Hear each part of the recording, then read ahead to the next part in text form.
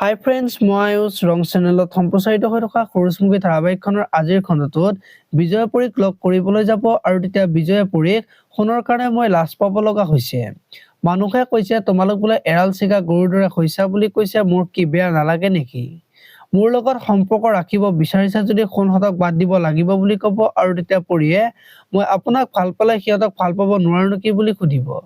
আৰু তেতিয়া মাই তুমি সোণহঁতৰ লগত থকাটো বিচৰা নাই বুলি ক'ব। এতিয়া বাৰু পৰীয়ে বিজয়ক কি ক'ব দেখিবলৈ পাব আজিৰ খণ্ডটোত। ইফালে আকৌ পৰী ঘৰলৈ গৈ বিজয়ে কোৱা কথাখিনি ভাবি মন মাৰি বকি থাকিব আৰু তেতিয়া সোণে পৰীক কি হৈছে বুলি সুধিব। এতিয়া বাৰু সোণে তেনেকৈ বিয়া পতাৰ কাৰণে যে বিজয়ে বেয়া পাইছে আৰু সোণহঁতৰ লগত সম্পৰ্ক ৰাখিব মানা কৰিছে সেই কথাটো ক'ব নেকি দেখিবলৈ পাব আজিৰ খণ্ডটোত। আনফালে আকৌ সোণ আজি পাজিৰ ওচৰত যাব আৰু তেতিয়া পাজিয়ে সোণক শেৱালিৰ কথা সুধিব।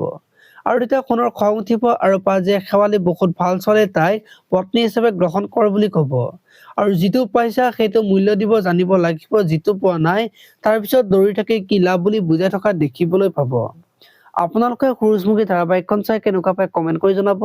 আৰু যদি আপোনালোকে এতিয়ালৈকে চেনেলটো ছাবস্ক্ৰাইব কৰা নাই তেতিয়াহ'লে চেনেলটো ছাবস্ক্ৰাইব কৰি ভিডিঅ'টোত এটা লাইক কৰি দিব। ধন্যবাদ।